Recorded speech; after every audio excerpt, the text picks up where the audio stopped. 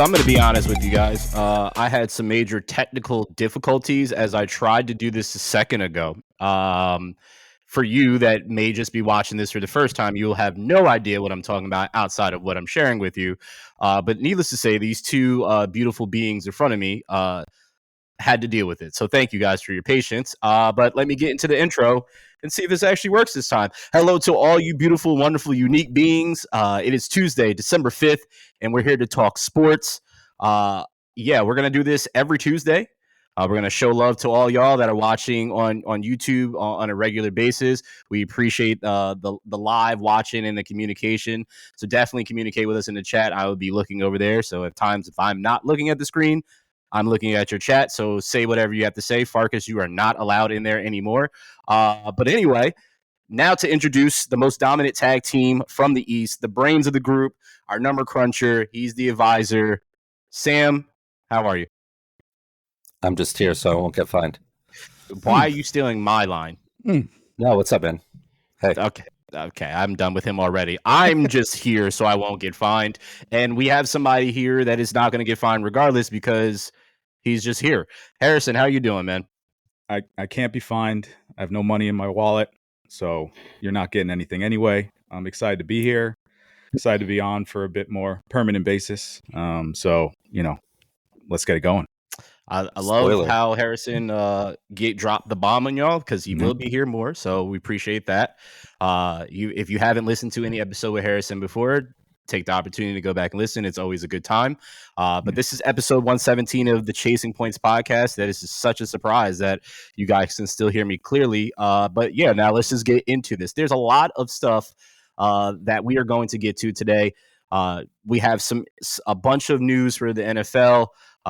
Some big games that happened this week, so we'll touch base on our dubs and our L's, of course.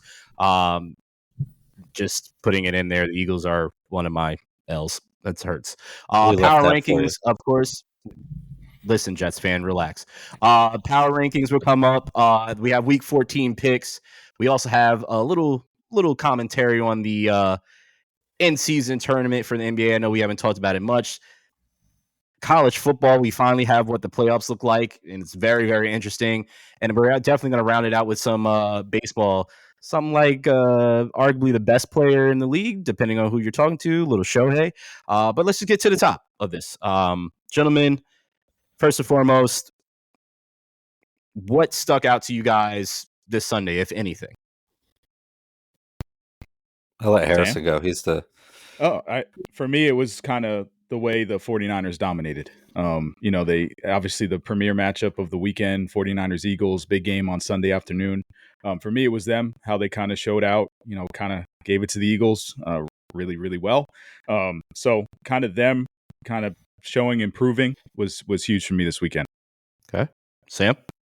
Yeah, I'd say, that was clearly the must-watch game and of the weekend and arguably of the season. It was interesting how that unfolded, and we'll talk plenty about that, but I thought the Dolphins were really impressive. The Packers on Sunday night were impressive, and and the Cowboys on Thursday. I know it was a few days ago here, but that was a fun game to watch. And I said Sunday, Sam. I didn't say Thursday, Sam. I said Sunday. Right, part of the week. Most streamed game ever, or something like that. I don't know. Yeah, that was cool. Yeah, well, the streaming seems to be adjusting every week, and that's definitely thanks to YouTube, because it's definitely reaching people throughout the world for sure with that, because it's not just confined to DirecTV. So it makes sense that it correlates to that. I agree with both of you. Definitely the Eagles-Niners game, where the Eagles basically stayed in the locker room that whole entire game because they did not show up on the field. But we'll definitely get into that for sure. So since we're talking about the Eagles, I found something that I saw that was very, very interesting, and it's been circulating now. I know it's been talked about throughout the season of potentially banning the brotherly shove or the tush push or whatever the hell you want to call it. But now it's come out that Roger Goodell wants this to actually be banned from football. So before I give my thoughts, Gentlemen, what are your thoughts on if this is true? Yeah, obviously, we do not have it confirmed. Roger did not confirm it or not yet himself. But if this were to be true, what are your thoughts on him wanting to ban this one play? I guess my question would be why? Is it a question of safety? I know like Jason Kelsey's got to go down, and then like Hurts on top. It's clearly could be very dangerous. Is that the reason, or is it just because no one else can stop it and they want That more than that's just that? Because no one had a problem with Tom Brady, Andrew Brees. just doing this for 20 years. So that was, that would be what first comes to mind for me. Yeah, that's my question as well. Like, has anyone been hurt from this yet? The only person, so I wouldn't say anybody's been hurt per se. What happened in that Eagles, was it the Eagles Bills game? I forgot the gentleman's name that kept going over and drove one of the linemen into the ground, and it's like they threw a penalty, they threw a flag or whatnot, and like I could see it being something pertaining to that, but there's so many teams that have tried the tush push or the quarterback sneak, which it technically is, and haven't gotten hurt. Like, and to Sam's point, Kelsey gets so low on to the ground to push that pile, and he doesn't even get hurt. So I need to know why this would be something, to your gentleman's point, To be why this would be fair, something to do that, he because it makes it feel as if you're targeting one team that's perfected it, right? At this point in time, because teams have done it throughout the whole season or since the Eagles really started doing it and gained popularity in this aspect. And they're the only ones that do it on a consistent basis. So I just want to know what is the reasoning. That's my only thing. Yeah, I'm in the same boat. I mean, obviously, if it was successful all the time, every team would do it. So Correct. obviously, the Eagles have the tools to be able to do it and do it well. And I'm sure it's a copycat league. Everyone wants to do what's successful and what's working well. And I'm sure they've all tried to implement some type of tush push or brotherly shove or whatever you want to call it. So it kind of seems that we're just singling out one team because they do it well, especially taking into account there haven't been a ton of injuries from it, or I'm just as confused as you are as to why it's a preference for Roger Goodell to want to get rid of it, other than the success that the Eagles are having with it. Agreed. Sam, you look like you had something to say. I was, I don't know what the answer is. I'm reading something. Diana Rossini of The Athletic speculated that it's important to know that there isn't a single person from the Eagles on the competition committee either. Yep. So, three of the division opponents, John Mara, Stephen Jones, obviously, who COO of the Cowboys, and Ron Rivera are all on the competition committee. So I just read that. I'm not a conspiracy theorist, but the Eagles, it's an unstoppable play. What's the success rate on that? Like 92%. 92% That's crazy. of the So, time. Yeah. 92. I mean, it's so important that we're leading the podcast with it instead of the Eagles getting beat. So I don't know. I don't know what the answer is, dude. But Wow. See, they're not going to ban it now. So Sam's friends again. See, this is why I go at Sam like this, just so you're I'm listening just again. saying, Okay, dude. Yeah. I am just saying the 49ers throttled the Eagles, and we're talking about the tush push to start the podcast. I'm just saying, throwing it out there. Don't give me the Eagles. Hey, I picked Jalen Hurts to win MVP. I picked the Eagles to go to Super Bowl. I've been with you the whole way. We argued about Herbert and Hurts. That's it. That's it. I'm on your side, bro. I just don't know why we're talking about it the first 10 minutes of podcast. So Sam, you talk about it then. I don't want to talk about it. No, now you want to talk about it. So now you talk about it, Sam. I want to talk about no, the you want to talk about the 49ers. Eagles Niners. So talk about the Eagles Niners. I will. I'll talk about the 49ers right now. Let's go. I am. You're interrupting me. They come into Philly. That they ran their mouth all off season. Debo ran his mouth about if Brock Purdy was healthy, blah, blah, blah. A point that I think is, sure, but it didn't happen. So let's not talk about it. And I think Debo waved goodbye way too many times, but they came into a really hard place to play, and they looked really good. I think it kind of goes to show that, and we talk about this every week. Any team can be beat this year is really weird. Your Eagles have been beat by one of the better offenses, if not the second or best offense in the league. I don't know, top whatever. And they've also been beat by the Jets. So it just kind of shows that like it's not so much like a ding as it is in like college football, right? Like if Alabama or Michigan or one of these powerhouse teams lost to a really crappy offense team overall, we'd be like, when we'll get into it with the competition committee and all that crap. But it just kind of shows that it's a really volatile league, and there's these are two of the better teams. I I would be a little concerned about the Eagles defense. They just had a huge acquisition in getting Shaq Leonard, who, if healthy, is one of the best middle linebackers. Is he a middle linebacker? One of the best linebackers in football. So that's definitely encouraging for sure. So yeah, I want to talk about the 49ers and the Eagles. Yeah, I wouldn't count it as like an indictment on the Eagles. I still think they're a very, very, very good team. I just think the 49ers are also a very, very, very good team. And on this day, they had the Eagles number. And I hope we get that matchup again. Yeah. It just shows like every Monday at the whole sports world's like, what's wrong with the Bengals? And then the Bengals get fixed, before Burrow gets hurt. What's wrong with the Bills? And then even though the Bill and we weren't on last week, and even though that was a classic game, that Bills Eagles game, it showed a different side of this Bills team. What's wrong with the Cowboys? Cowboys can't beat, good teams, and that teams look really good. So just, I'm not too high or low in general, and I think I think it says more for the Niners than it does the Eagles, but they're still in the driver's seat. It's their number one seed to lose. It's whose number one seed to lose? The Eagles, clearly, because they're in control. So since Sam wanted to talk about this, we're talking about this, and the Eagles. The Eagles absolutely did not show up to that game whatsoever. It's just like what the Cowboys did. They did not show up to the game against the Niners, or what we should be talking about at this point in time. Maybe just the Niners are just that good, but also it's the regular season, right? Yeah. So I know there's a lot of talk, especially from last year, and I've spoken to a couple Niners fans and some that I absolutely love to talk to about their team and are realistic. And one of my buddies said, well, I said, congratulations for the win. And it was just like the beginning of the fourth quarter.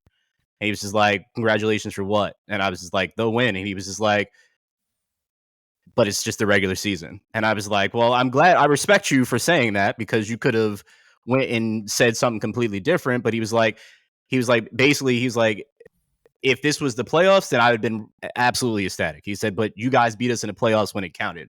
This is a regular season game. Yeah, totally. But it counts for something, obviously, because it's still there's four teams in contention for that number one seed. You have the Lions, you have the Cowboys, you have the Niners, and you have the Eagles, and they're all separated. I mean, the Eagles have still a leg up because they've only lost 2 games, where the Niners lost 3, Cowboys lost 3, and Lions have lost 2 at this point. 9-3. No, they're 3-2. So this game against the Cowboys this Sunday is going to be a huge game. Huge. For what this playoff run looks like, because that number one seed is looking more and more valuable than it's ever looked to me, especially with those 4 teams, because they are looking pretty damn unstoppable. To touch on the Eagles defense, you talked about Shaq Leonard. Shaq Leonard really hasn't been himself due to the injuries. If he can somewhat be a shell of himself, it will be better than whatever the hell the Eagles put out there at linebacker on Sunday, because that was non-existent. It's funny that also Deebo Samuel talked about Bradbury being trash, and the Niners didn't target him once in the whole entire game, which is so funny. Not because they didn't feel they couldn't beat him, but they attacked Slay and they attacked the linebackers, and it seemed to have worked out extremely, extremely well for them. And so I have a question for you. So do you think it's time to put respect on Purdy's name? I think I know Brandon. We've been aligned with this all year. I'm no longer aligned with you on anything. That's like the line of the year on this podcast. That's great. Look, he's, you people want to knock him. He's a system guy. He's in an incredible system. I think clearly there are way more talented quarterbacks out there. I think just the marriage of Brock Purdy and Shanahan and knowing the system and knowing what to do and how Kyle wants to play, call the game and what to do here. Clearly, Trey Lance, I think, is a much more talented quarterback, but Brock Purdy is the one in the driver's seat that can drive this Formula One car down the track. I'm all about Brock Purdy. I have been. He's in the MVP race for good reason, and I'll be. He's not just interesting to say. He's actually now the top. Is he the favorite now? He is now in Vegas' eyes. I don't know about that. I didn't say I agree with it, Harrison. I'm just saying what Vegas says is he's top and Jalen is second right now. Dude, he's thrown for 3 touchdowns and had a passer rating over 148 for the 4th time this season. Only Brady and Rodgers in their MVP seasons did that. Like, that's crazy. 3 touchdowns and 148 passer rating, and he's Mr. Irrelevant. It's just like it's crazy. Yeah, I'm aligned with you guys. I love Brock Purdy. I haven't had any doubts about Brock Purdy as what he is. Like, he's a game manager, a good game manager. Like, there's nothing different than with Brady and Belichick. Obviously, championships, but maybe they can get to that if he stays in that same system. I think it just goes to show if you have the system in place, you have the pieces around you, you can win with any type of talented quarterback.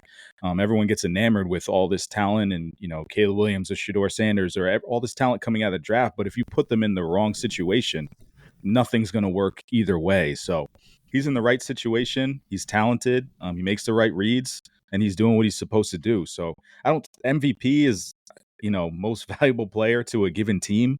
I don't see that for him. But he's doing his job, what he's supposed to be doing. Okay. Well, since we've already talked about that, there's no reason to talk about all 3 of our dubs because it's Niners for the 3 of us for one of them. But I'll just get right into my next dub here, which would be Texans. They went against a Broncos team that was hotter than fish grease. That was on a 5-game win streak going into this matchup. I even chose them to win the game, which they could have won the game. It literally came down to the last couple plays of the game for the Texans to pull it out. CJ has proven that he can stand in there and talk about MVP. He 100% should be in that top 3 of MVP race at this point in time for turning a team that none of us thought at the beginning of the season that they were going to be where they were at. I don't know anybody outside of any Texans fans, which, by the way, I know no Texans fans. I don't know anybody outside of them that would have thought that this would have been a successful year for them. At the beginning of this game, they lose Tank Dell.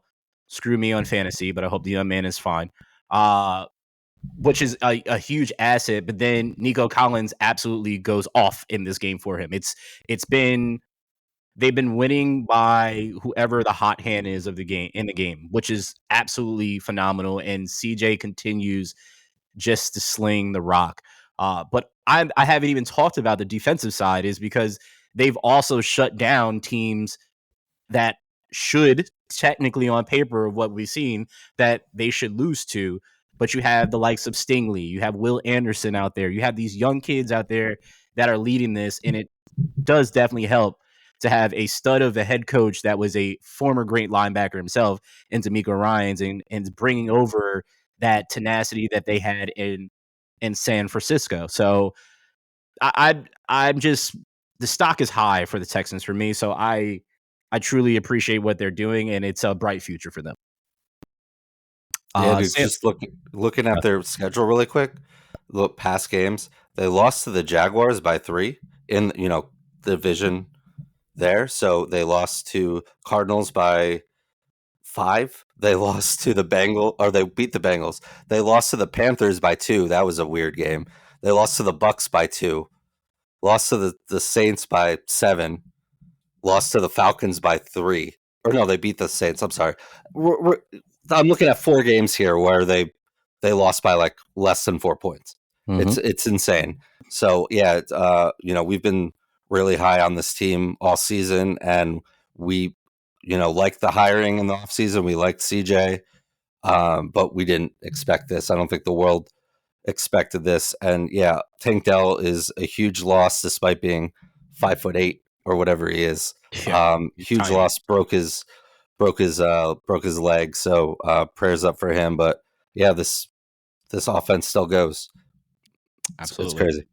Well, speaking of go Pack go. That's your next pick. So yeah, just big game at Lambeau Field. The Chiefs. Everyone made a big deal about Patrick Mahomes' first time in Lambeau. Well, Jordan Love had something to say about that. 11 TDs and 2 picks in his last 5 games, where he's 4-1. He had a huge night. It's Mahomes' 4th career loss in December. So now the Chiefs are no longer the top seed in the AFC. That goes to the Dolphins. And just Matt LaFleur, 16-0 in December. It's not bad. 16-0. That's not bad. Just watch out for the Packers. I already mentioned they're 4-1. They don't play another team with a winning record for the rest of the season. Wow. It's not so, Lions. I think clearly the Lions are in the driver's seat there, 9-3, but Packers are 6-6, and right now are the 7th seed in the NFC. So we'll see where that goes. But it kind of just shows, Hayes, you preach this a lot, with kind of just patience, especially with young men under center, and certainly Jordan Love's had a lot of time in this league, but not a lot of reps, and it just kind of shows where he'll have his ups and downs, but he is on a tear right now. So it's funny, real quick. It's funny that through his first 12 games, he has pretty much identical numbers as Aaron Rodgers did in his rookie year. So there has been talk at the beginning of the season of this young kid can't do it, so on and so forth, blah, blah, blah.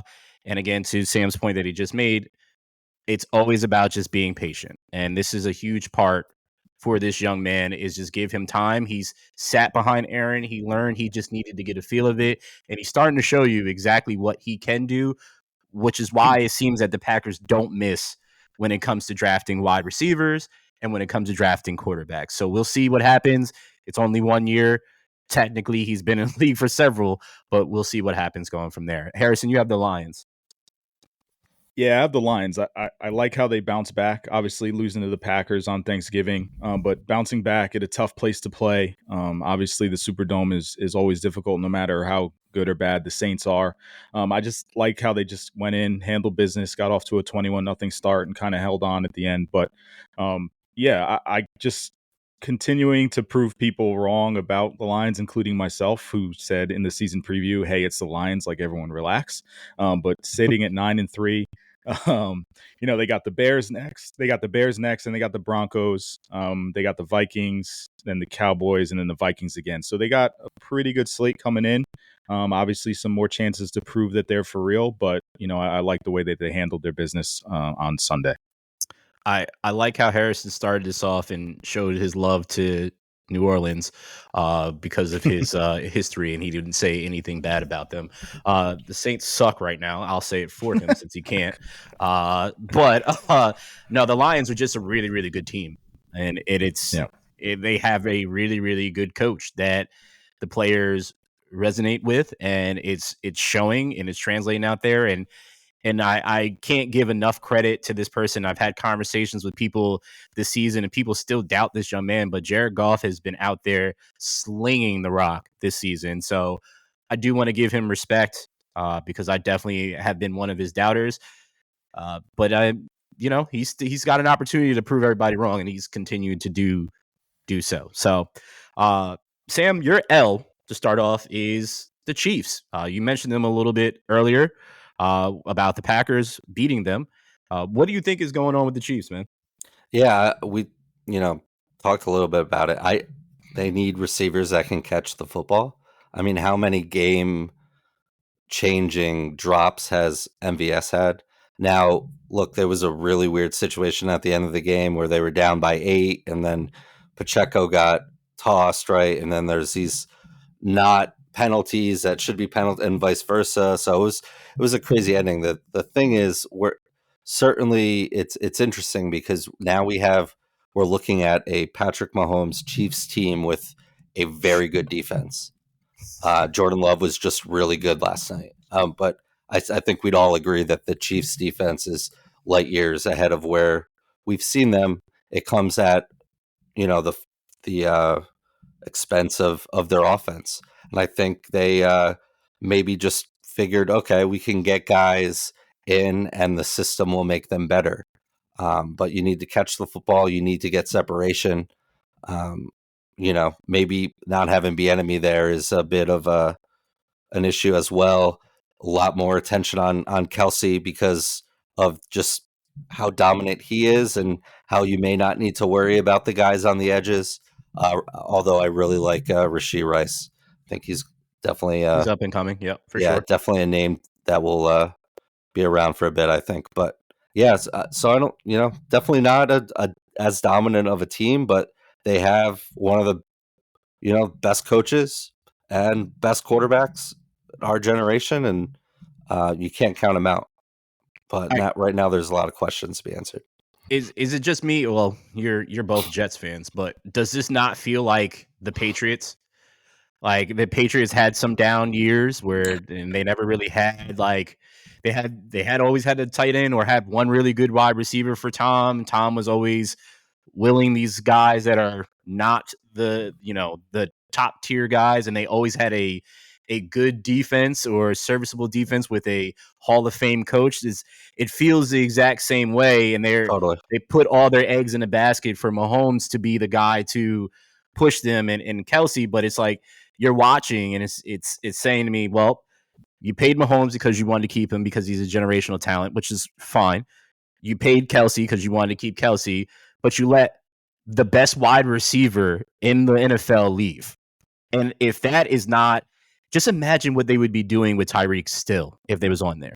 I know he in a recent interview, he said he felt like he was the third wheel in their relationship or whatnot. But they've got to be hurting from that, and I feel they're hurting from losing, as Sam said, Bieniemy. Like there's no doubt in my mind that those two things. I know Tyreek hasn't been there for a couple of seasons now, but they should have went out and did something during the trade deadline because they absolutely needed it to push against all those other teams in the AFC. So, yeah, it's weird.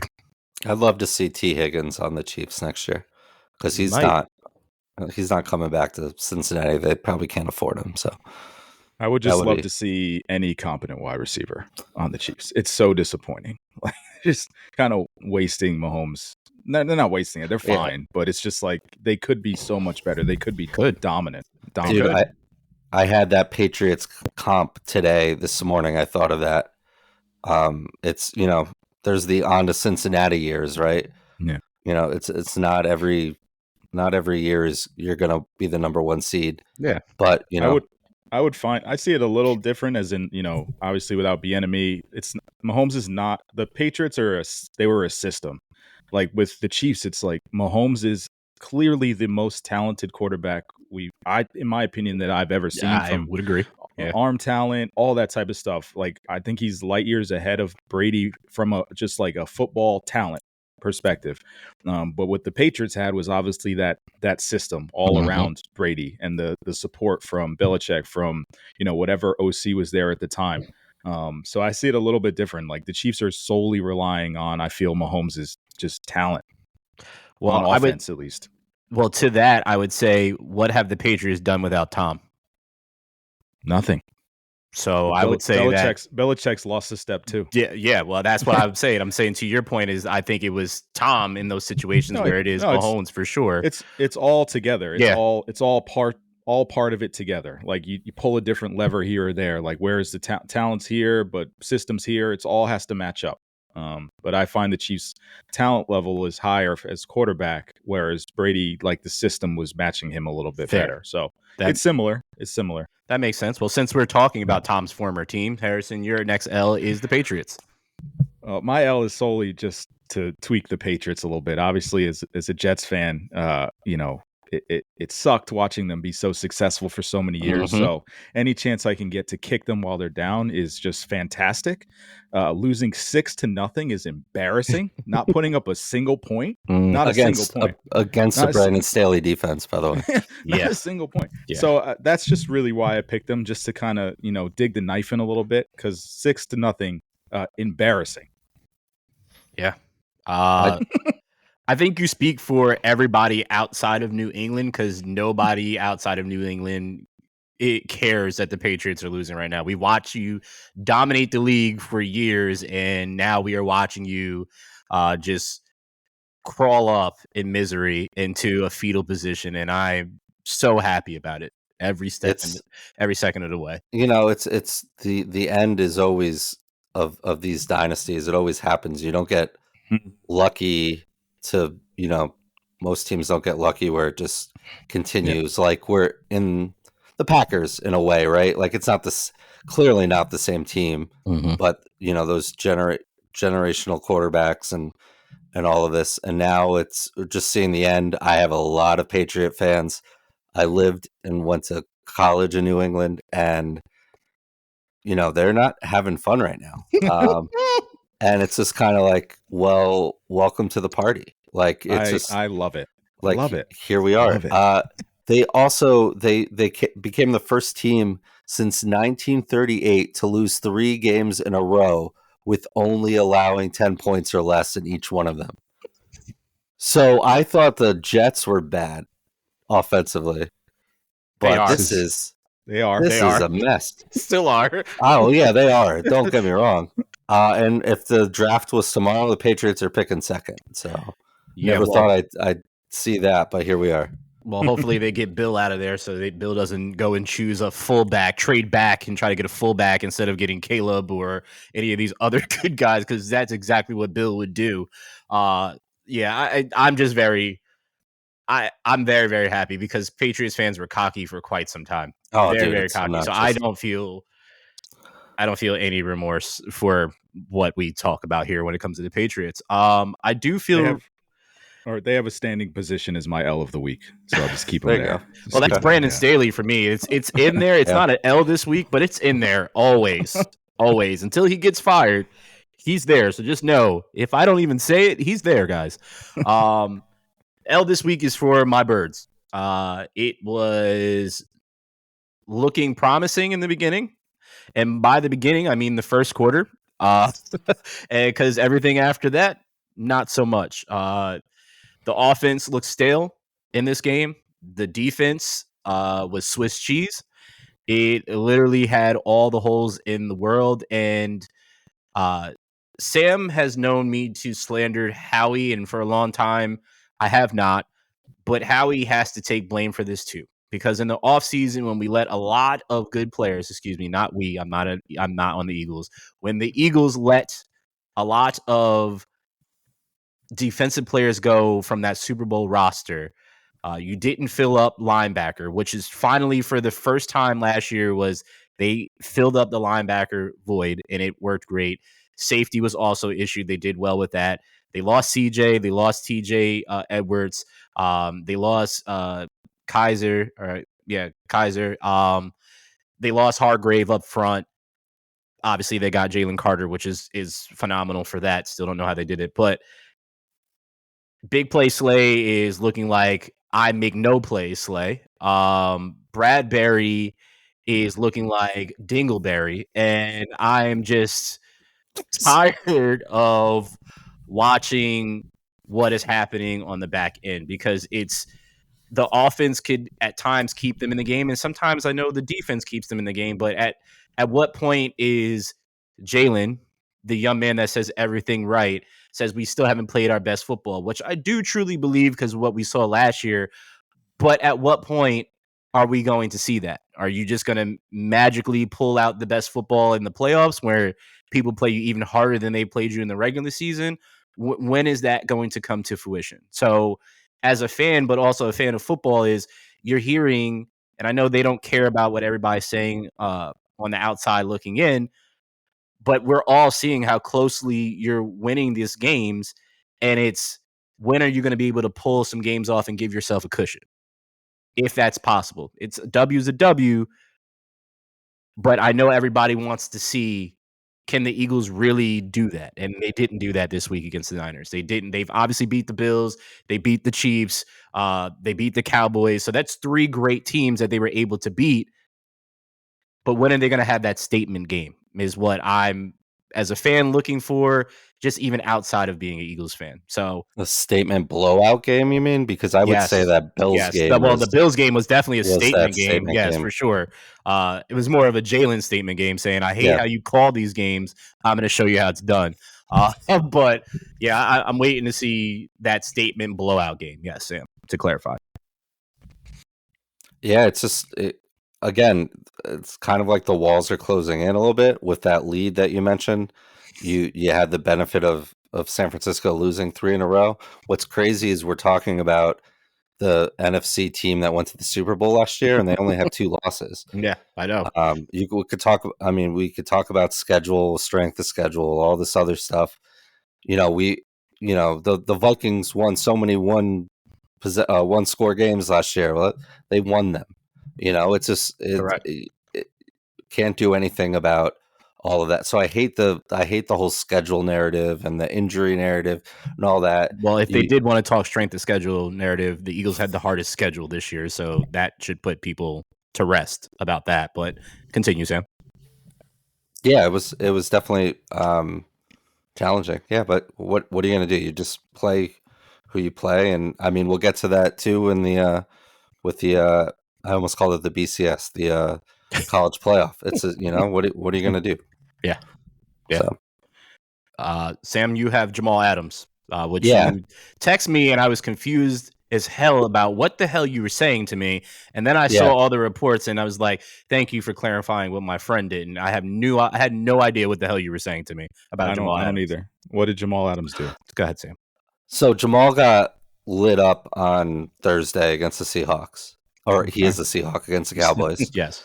And Connor Hughes, who is now a reporter for SNY, but was formerly with The Athletic and was the Jets beat guy. I think he's still on the Jets beat. Clearly knows Jamal Adams was here when Jamal was drafted and the leader of our team. And so after the game, there's got to be something between the two of them. So Connor retweeted a video of Jamal getting lit up, and all it said was "yikes." That was the caption. And then later or the next day, Jamal Adams posted a picture of Connor Hughes with his wife or fiance, and with the caption "yikes." So, and I saw a tweet. Someone tweeted Connor Hughes, and I shared this with our buddy Dave. And it said, the only people allowed to slander Connor Hughes are Jets fans. And I just thought that was fair. So, you have bad blood with somebody, fine. How you don't like how you're being reported on, fine. Don't talk. Women and kids, wife and kids, families out of it. He deleted the tweet. Yeah, he deleted the tweet. Real quick, I always just heard about how great of a leader Jamal Adams was when he was drafted out of LSU. He was a captain and blah, blah, blah. He's not a leader. He's just loud. He's not passionate. He's just obnoxious. He's the fact that we got Garrett Wilson and Elijah Vera Tucker. Yeah, you need to put some respect on his name because you got some great players out of it. Yeah, for a box safety, I love it. Sign me up every day.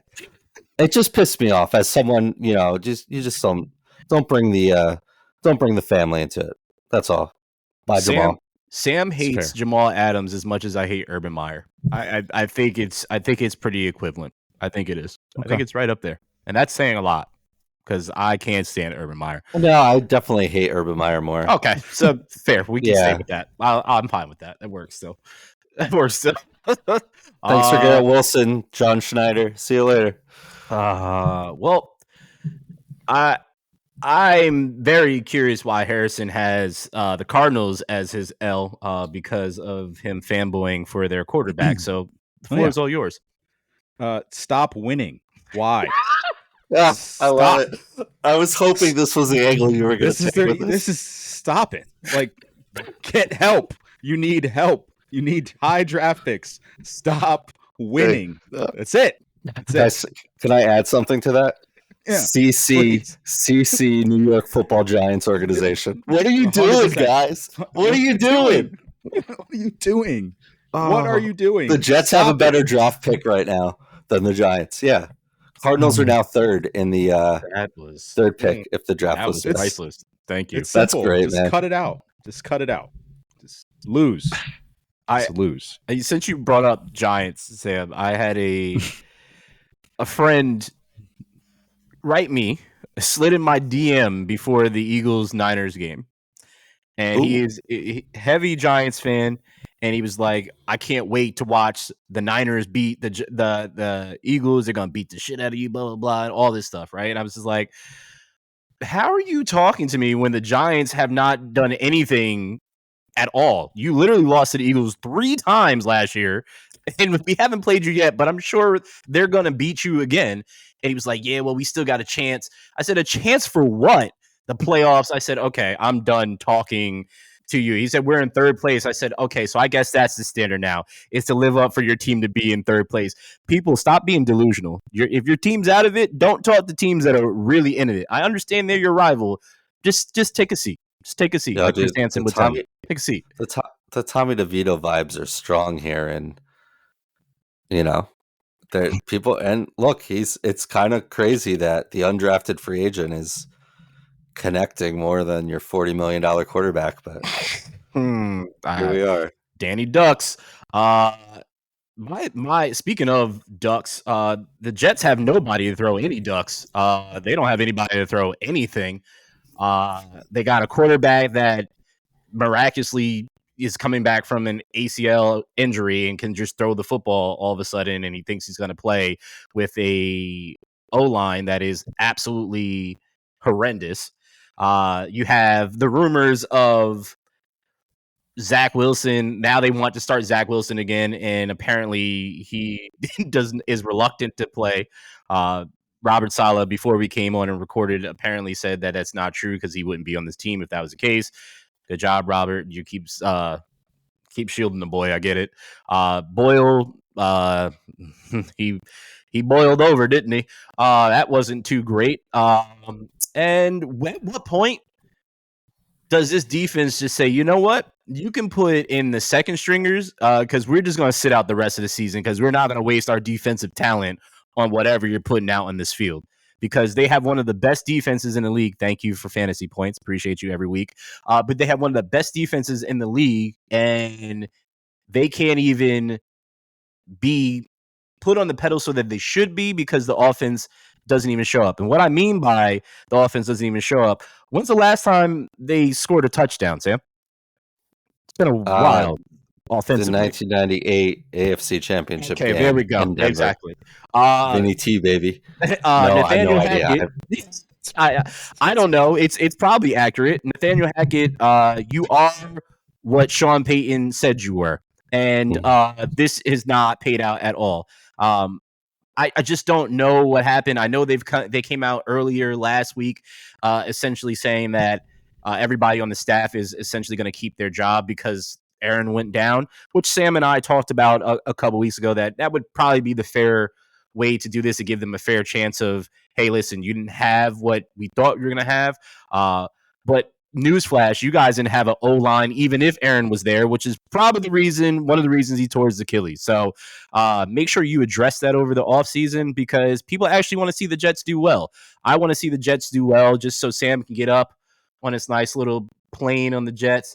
And then when they just falter, I can hold them and catch him and say it's going to be all right, Sam. That's it. Oh, that's so nice. Yeah, you're welcome. You're welcome. Not Harrison, though. Just me. No, because Harrison I'm is fine. he's going to choose another team at some point before the season's over. So absolutely not him. Absolutely not him. So that's just the history of him. But Let's yeah, go Niners. He's like, Sam Darnold is now on the Niners, so I'm going to pick the Niners. Oh God, Let's go Lord. Niners. Yeah, he was also on the Panthers and wherever else he was on. Let's get to the power rankings. At 5, because they didn't play this week, is the Ravens. They stayed right where they were. They would have moved up, but I don't think it's fair because they didn't play. But they definitely would have been ahead of the Chiefs for me at this point, and they might still be in my mind. But just because they didn't play, I'm going to keep them where they're at. Chiefs dropped from 2 all the way down to 4.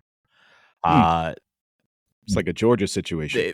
Well, no, because they've lost more games than Georgia. Georgia's only lost one game, which I can't wait to talk about that. But the Chiefs, they just don't. We've talked about it. They just don't look like the Chiefs at this point, and I feel that teams have pretty much played them and are not scared of them as they once were.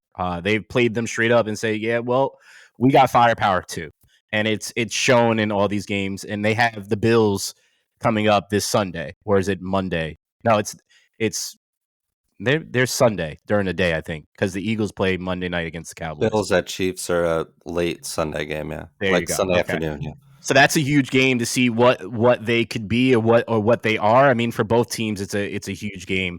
So we'll see what they turn out or what they turn out on the field because it's not looking good. At 3, the Lions. The Lions stayed right where they were. They obviously got blown out on Thanksgiving, which I don't think any of us thought was going to actually happen the way that happened. But they bounced back, even though it was against the Saints. They still bounced back because, as Harrison said, the Saints have and always will have a good defense. As long as I've watched the Saints, they've always had a good defense. They have some hitters on the team. But the Lions are doing what they should be doing, and they have built up a phenomenal team. So I love what's happening there. 2, it hurts my soul to say it, but the Eagles are at 2. Even though they are still the number 1 seed, they've only lost 2 games. To me, when you get blown out by a team like that, and they're in contention with you, and you have an opportunity to shut people down, you're not going to win all the games, but the Eagles are at 2 for me. And it's by a little bit because there's still a chance to obviously they're still the number 1 overall in the league, best record, but that showing was not great. But for the number 1 team, the showing was great for them, and that's the Niners. They've stomped the mud hole in both the Cowboys and the Eagles, 2 people that they are going to definitely have to see at least one of those teams and possibly both, depending on how this plays out at the end. They just look like they're clicking on all cylinders at this point in time. There's not one hole that I see on that team. And that's scary to see that they've been playing even after that 3-game losing streak. They've come back and just basically said, yeah, no, we're still here and we're still coming for the top. So that is my power ranking for this week. Gentlemen, have at it. Thank you. I've brought this up a couple times. I don't know what the answer is. I just don't know where the Cowboys factor into this. I don't. They had some injuries on their defense. I think Dak's playing better than he's ever played. I mean, he's having a great season. CD Lamb is, looking like the potential that he always had here, and he's always been a great receiver. He's on top of the world. I just don't know where the Cowboys kind of would fit into this. Thinking about it myself, if I were to make my own, it's a interesting puzzle piece. So when I thought about this, because I do feel that they should be in the top 5. The way that they've been playing, and they just beat their first team that's over 500. I know everybody's talking about it. They did beat the Seahawks. But to your point, Dak has been absolutely phenomenal. CD has been phenomenal. So if anything that I were to do, I would possibly put them at 4 and move the Chiefs out. And that's that's what I'm saying. Like it's really hard to move and maneuver at this point in time. Like they're flirting. If I put the Cowboys in, they're either 4 or 5. And the Ravens have consistently been proving that they are hard out. And the Chiefs are the Chiefs with Mahomes. So it's just like, yeah, it's a crazy thing. It's You would move the Chiefs out, and up until the start of or the end of yesterday's game, they were the number 1 seed in the AFC. So it's like it's just a it's hard. It's thing. really hard. Yeah. I'm not criticizing you. We've had this conversation for weeks now. It's just, we've been fooled by this Cowboys team for so long, and they've had some embarrassing losses throughout their, recent memory. And Dak had an awful year last year by his own standards, by just any standards. But I want to believe that they're just playing really well. Clearly, we said it at the top. Here's the test, right? Sunday night. It's going to be the biggest game of the year so far. Yeah, at home against your rival. Yep. Yeah. So we'll see there. But I think aside from the Cowboys, I would have the Dolphins having a better case for cracking that top 5 than the Cowboys. But that's just my opinion. Yeah, and I don't disagree with your rankings at all. I think those Dolphins and Cowboys are the 2 teams that are just like right on the outside, but definitely could be in there. But I think you got the 5 pretty right. Thank you. The Dolphins were also a thought, but then I thought about who like the Dolphins lost to, right? That are in there. And it's just like I try to think of those big players, but it's just like they lost to the Bills, but then the Bills aren't really the Bills, right? You know what I mean? Like, but then they lost to the Eagles. It's so hard to do this at this time, especially with only 5. I should start making it 10, but whatever. I'll just keep it at 5. Sam, what's our records right now for our picks? Well, we didn't have a show in week 12. We all went 9-5. Okay. And last week I miraculously made up the games that I was behind. I think I was two wins behind you. I went 10-2. You went 7-5, and the Instagrammers, our friends on Instagram who vote, went 9-3. So for the year, I have a 2-game lead, if you will. Now, 122-75. You're at 120-77, and our friends at Instagram have 112 wins. So, again, friends from Instagram, you should probably start listening to us. Just saying. Pick it up, Instagram. Yeah, get it together. Let's get into week 14 picks. Teams that are on bye: Arizona, and also the Commanders. And the Commanders should probably just go on bye for the rest of the season. Thursday night football: Pats at Steelers. We all have the Steelers. Sunday, Texans at Jets. We all have Texans. Wait. Yes, Pats and Steelers. So that's Thursday night football. So they broke the streaming record last week. This one won't. Charlie Zappi versus Mitchell Trubisky. Barn burner. Yeah, that's all I got. That's fair. That's fair. Rams at Ravens. We all have Ravens. Panthers at Saints. All Saints. Colts at Bengals. Both Sam and Harrison have the Colts. I have the Bengals. The reason why I have the Bengals is just because of their talent that they still have out there. I just don't know who their quarterback is going to be this week. So whatever. And the Colts just seem to keep winning. So, I mean, I just did it really because you both chose the Colts. Why do you have the Colts? Both of you. I think the Colts been playing pretty well, and they've been in a lot of close games. Gardner Minshew, they lost Jonathan Taylor, but Zach Moss has done a great job in his absence for most of the year. And I just think the Colts are just playing better now. Of course, yeah, you mentioned it. I mean, Jamar Chase is one of the best, and the line's pretty good, and that Cincinnati defense has a lot of questions. And the biggest question is, not sure Jake Browning is an NFL quarterback. He was phenomenal in college. Remember him at Washington, but that's why I just don't think they're going to be able to score. Okay, points. Harrison. Minshew mania. There you go. Okay, fair enough. Bucks at Falcons. Falcons. We all have Jags at Browns. Jags. Lions at Bears. We all have the Lions. The late Sunday afternoon game, Seahawks at Niners. We all have the Niners. Vikings at Raiders. Sam and I both have the Vikings. Harrison has the Raiders. Why do you have the Raiders? Home team. Both teams very comparable. Okay. That's it. That's fair. They're similar. That's fair. Broncos at Chargers. We all have Broncos. Bills at Chiefs. Sam has the Chargers. I have the Chargers. I don't know why. Oh, you do have the Chargers. Yeah. I don't know why. Don't know why. It's fine. Okay. Go. Bills at Chiefs. Sam, you have the Bills. Why do you have the Bills? I don't know. I just they were off this week. They played. I know they lost the Eagles game.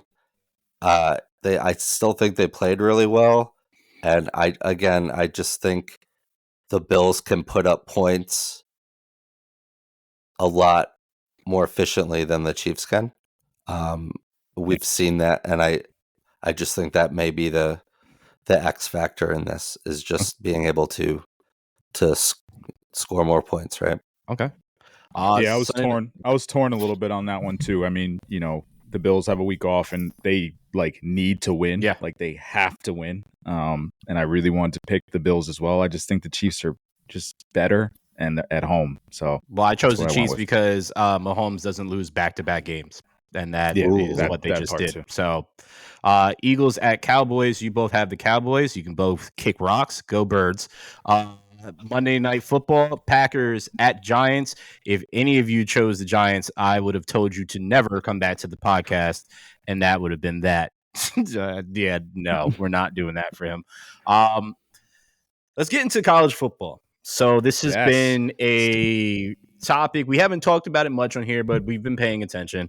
I vowed to myself to not watch any Penn State games going forward until James Franklin is fired. But that's a whole nother thing. But we now have what the playoffs are set. This is the exact reason as to why they are expanding the teams in the playoffs. And this season should show exactly why. So Michigan at 1, and they're facing Alabama at 4. You have Washington at 2, and they're facing Texas at 3. Now, the two teams that are left out of here is Georgia, that had a immaculate win streak, that lost one game against Alabama, who had already lost one game this year themselves.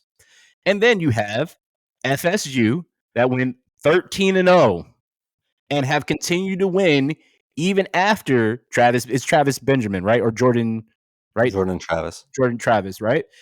After he went down in that gruesome injury, they continue to win with backup quarterbacks. They're 13-0 and they're not in the playoffs.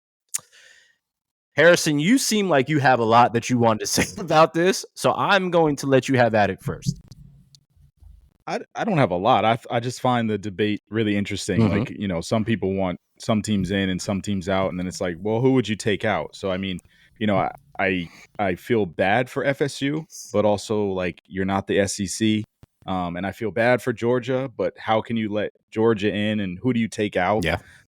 So, I just find it fascinating like that we've gotten to this point because the system obviously is flawed. Kind of flawed. Mm-hmm. Yeah. Anytime it's not down to like the competition on the field, or that it's going to be flawed and it's going to have holes. And I just find it really, really interesting how we found ourselves in this position 1 year away from having 12 teams. Yep. But this year is the most obviously egregious one when you have an undefeated team that doesn't get in. So, just interesting watching, the banter around it on social media and all that. So, I'm okay with this 4. I think Georgia, it sucks that Georgia's not in it. They're like 30-1 in their last whatever stretch. Don't make too much sense to me on that one.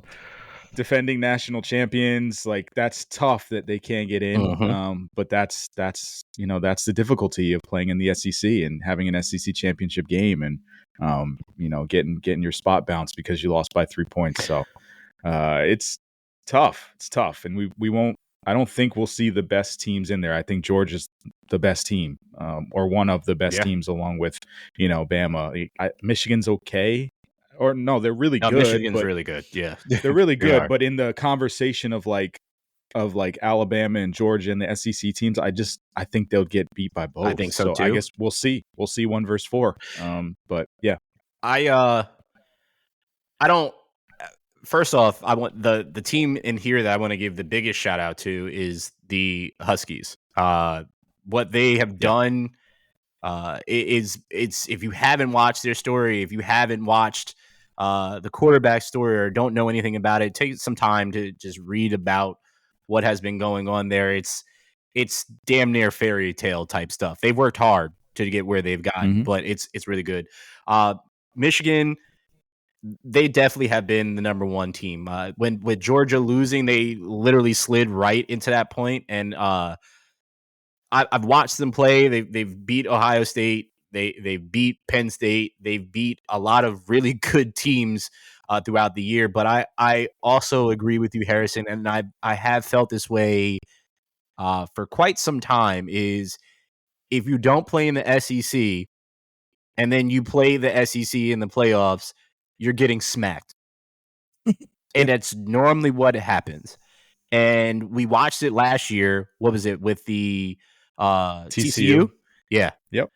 Cincinnati the year before that. Exactly. So it's just kind of I'm eager to see the 12 teams. I think that's going to be really, really fun because even though there's still going to be somebody that's going to get snubbed, still somebody's going to still feel that's their team didn't make it. But out of 12 teams, I really don't want to hear it. It's just like it is what it is with 12 teams. But I feel at that point in time, it gives us, depending on how they break it down, which I'm intrigued to see how that is going to give us more football and I guess more meaningful college football, even though every game means something.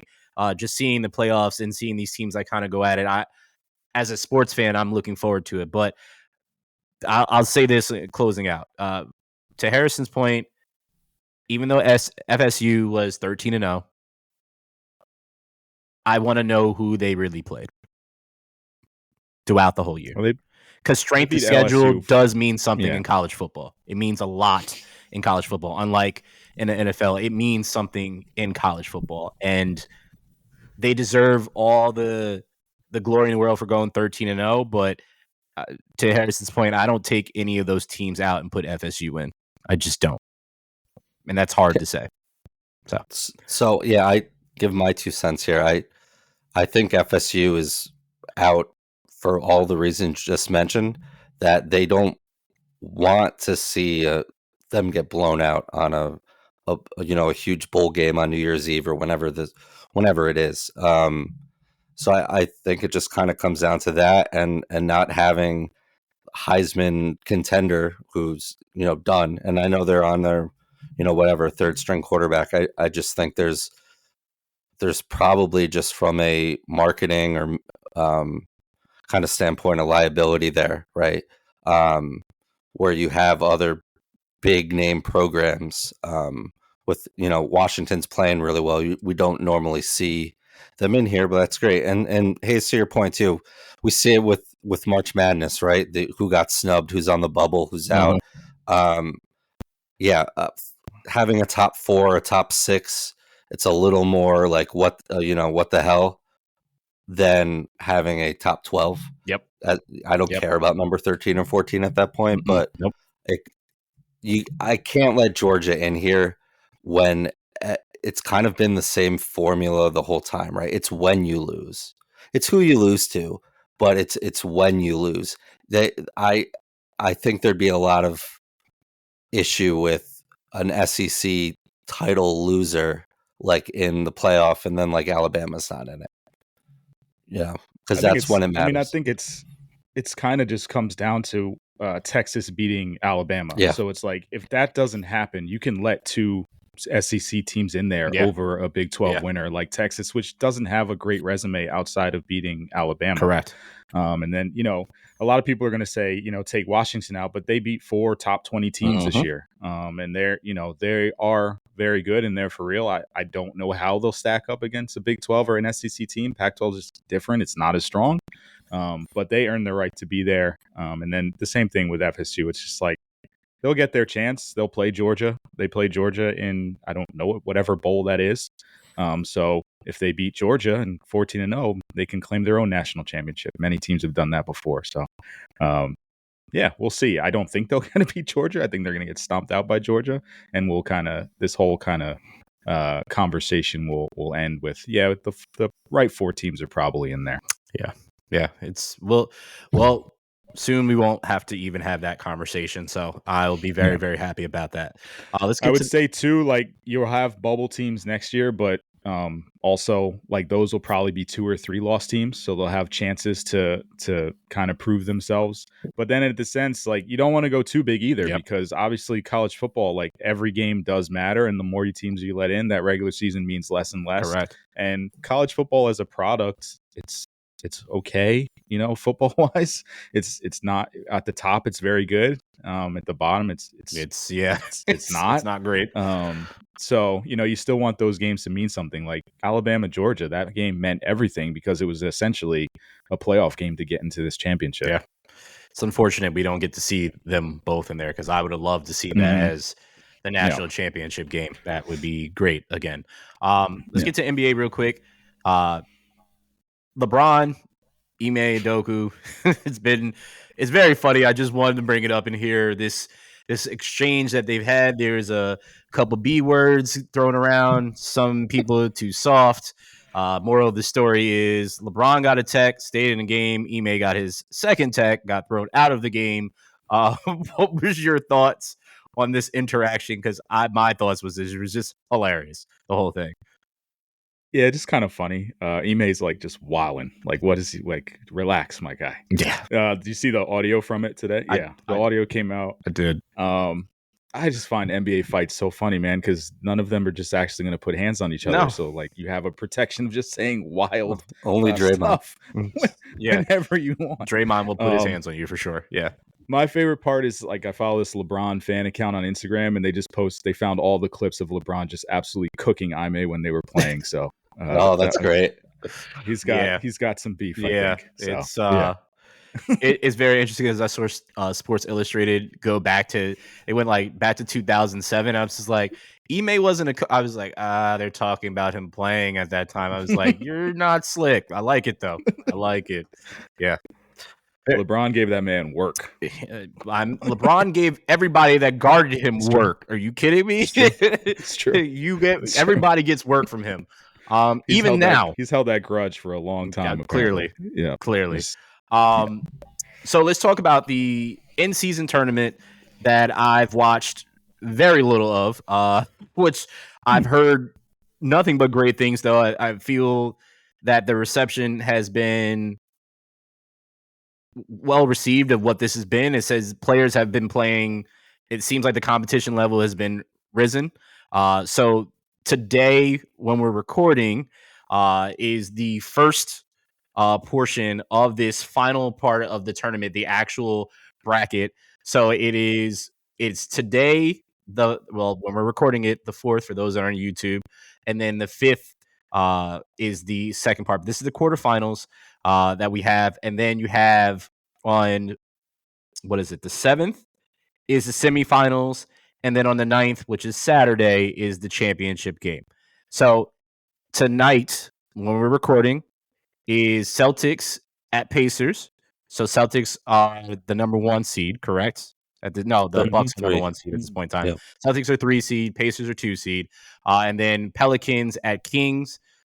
Pelicans 3 seed, Kings 2 seed, and then Tuesday, Knicks, who are the 4 seed, are playing the number 1 seed Bucks, and then the Suns 4 seed are playing the number 1 seed Lakers on Tuesday. So these all sound like great games. Just to give you guys some information, if you didn't listen to the previous or several podcasts ago when we kind of laid this out, the way that this works out is, now I lost my train of damn thought. With this is, so the championship game does not count towards the regular season. All these other games that are playing up to it are a part of the regular season, but the championship game is the only game that does not count towards the regular season. So to be very, very clear. So shout out to whoever did the schedule for the NBA because this is very, very. They had to move this in some sort of way and have this play out that way, but this is pretty damn cool. So what happens? Because clearly, when they made the schedule and everyone gets 82 games, what happens now that the Pacers are in this tournament, where a team where you probably wouldn't think would be there, right? So what? How are they playing a couple less games since those games count? No. They're gonna play more. They're still Like playing what regular official games? So they're gonna play 85 games this year, 84 or whatever.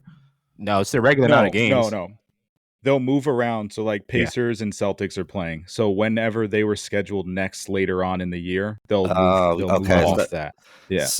Yeah, so you screw all the fans that bought tickets to Pacers Celtics. Got it. Yeah, well, I'm sure they'll. I was just trying to figure out how eventually. Yeah.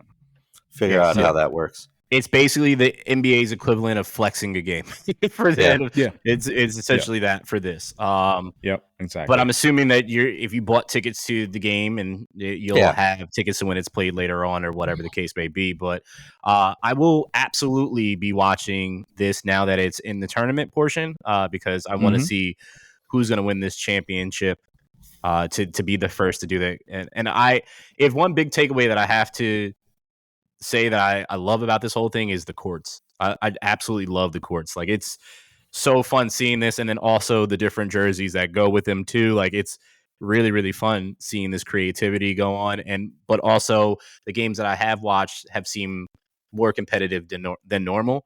But I mean, we know this because most regular season games, especially in the beginning of the season, it's kind of like, okay, we're playing, we're just going to coast through, and then we're going to get to a point we got to get to. So, I know point differential. Point differential is a big thing, right? So the end of the games tend to be like wild.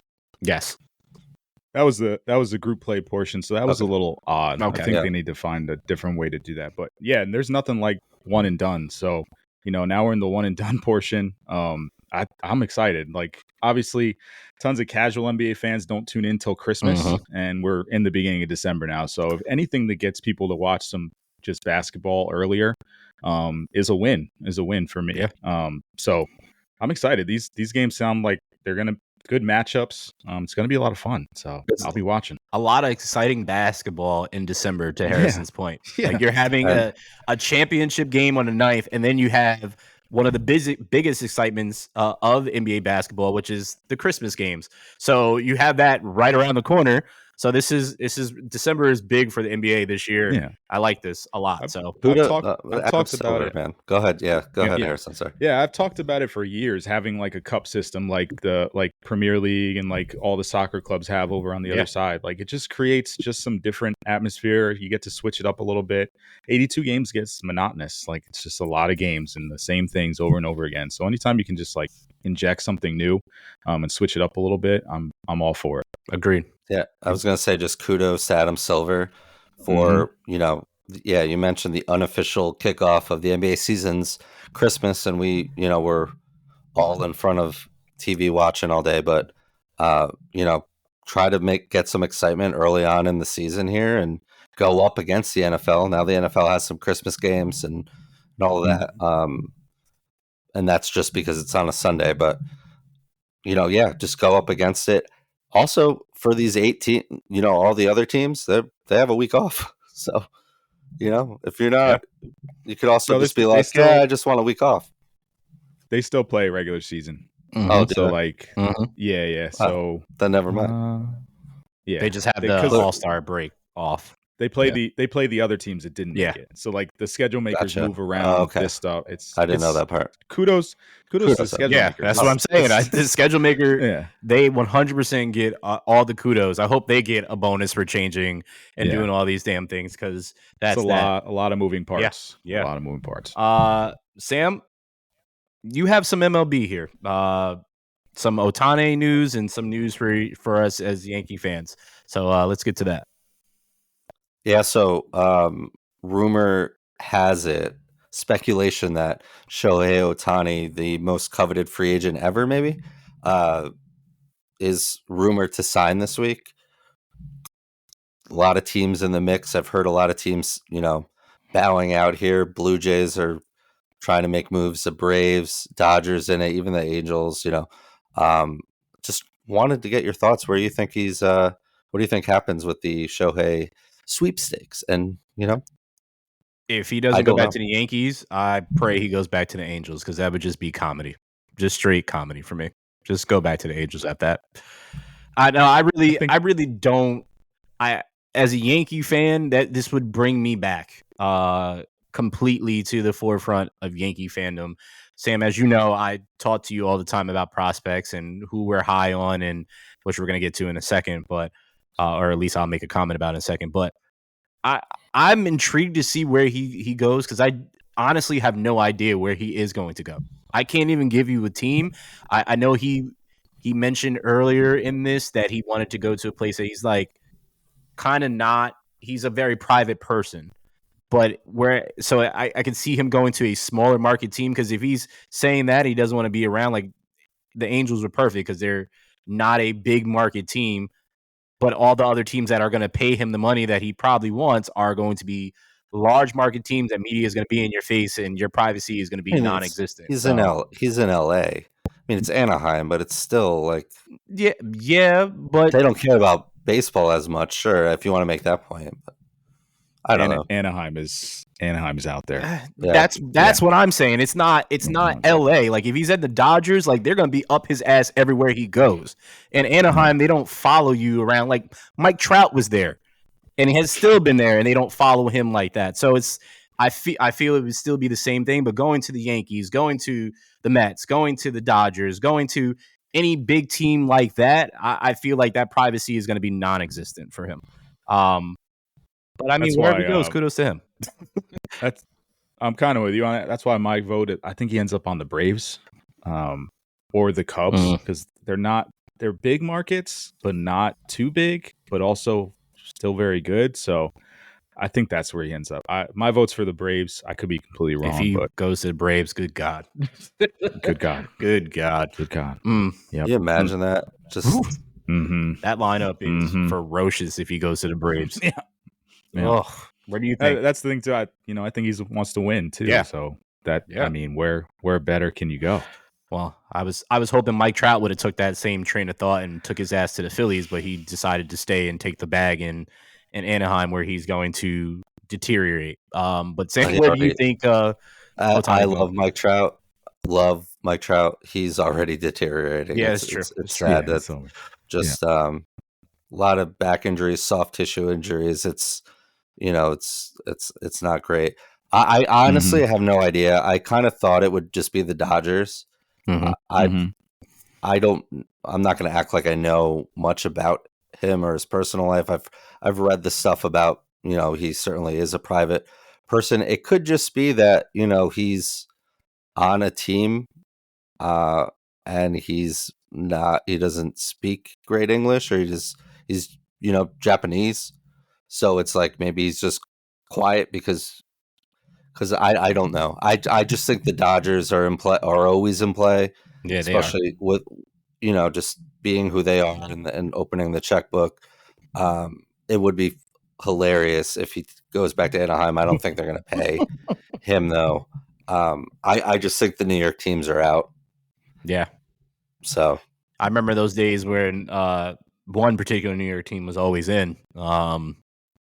Miss those days. Speaking of that New York team, you got some news for a potential trade, Sam? Maybe. Yeah. So the Yankees and the Padres were exchanging names for Juan Soto, and then I read that it kind of stalled.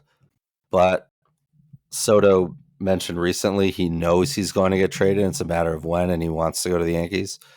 So that's great. You imagine an outfield with a healthy Jason Dominguez, Aaron Judge, and Juan Soto, lefty bat. We love that. It would be something else. So I think it ultimately gets done. It's just kind of the names being thrown around. It's certainly Michael King, Clark Schmidt, and a bunch of prospects. But I don't like King being in there. I don't either. Schmidt, you can get rid of. Don't put Thorpe in there. I would be so upset about that. Pretty much everybody else outside of King and Thorpe, and obviously you don't touch the Martian can go. I could care less about that. Throw in Giancarlo too, please. Just get him in that package somehow, some way. Ship him out.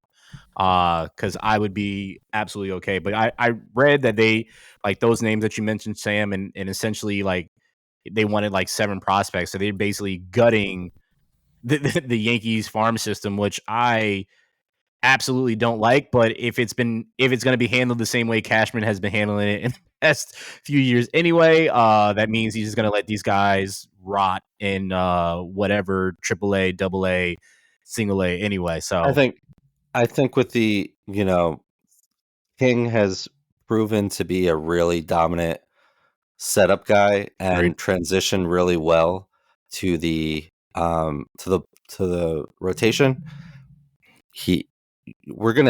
I'm saying we're all Yankee fans, going to need guys to eat up innings. Now Severino's gone. He's never really healthy, but still there's that. There's a question mark on Rodon. Do they bring back Frankie Montas, who's a free agent, didn't even really pitch for them?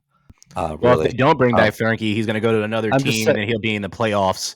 Like Sonny possibly in Gray the or World something. Series, because that seems to be the case for any Yankees pitcher. Yeah, so I think there's a concern of like, and Clark Schmidt was certainly up and down, has pitched a lot better this year than in years past, but is inconsistent. But again, 8 up innings. So I think there's got to be more moves after that. My hesitation, I love prospects. I'm a big like prospect guy. I would be fine with all of it, but to have Juan Soto for a year and not really know if you're going to have him after that, he'd be a fool not to go to the open market. Yeah, especially after what Judge got or what Shohei will get, and not that clearly he's the same player, but he is a 2023 Frank Robinson. Like, he is this good of a player. I do have some concerns too about the culture of the Padres. I mean, it kind of seemed like it always, whenever I'd watch a Padre game, it's like they pan to the dugout and it's Machado, Tatis, and him laughing, and they could be down by a couple runs. I've seen it multiple times. There's a lot of questions about what went on in San Diego. I hope that's all just kind of really bad narratives and really bad just kind of reporting, because Juan Soto is a difference maker. Well, with that said, Harrison, what's your thoughts on this? It's too early for baseball. I mean, I agree, but my friend, my friend Sam love loves baseball. No, it would be a left-handed bat, a big time player. Like, why? That's something you want, even if he's leaving. No, he won't leave. He seems to want to be a Yankee. You play well. I mean, Yankees got to open the checkbook up every once in a while still. So I don't see why they wouldn't for a player like him. So I like it. If we can get him, that'd be a great get. I agree. Well, that said, thank you, Harrison. As he mentioned, he will be here more often. Yep. Sam, we are no longer a union, so just close us out, please. This is be our last time together. I thought we got aligned. I thought I told you before, we are not aligned anymore. The alignment is off. We need to go to some dealership to realign this car because it's off now. I'll hook you up. I know some. I got a guy. I know a guy too. I got a guy. No, Harrison, thanks so much, Brandon. It's nice seeing you again. Yeah, whatever. We'll see you next week. Thanks so much for listening. Episode 117 in the books. Thanks for watching, and tell your friends. Till next time, peace. Friends, I need you to... We're still going. He still does this. Yeah, I still do this. He does this. Friends, I need you to control your other friends that are in the fan base that you share. The stuff that you people put on these forms of social media is absolutely getting ridiculous.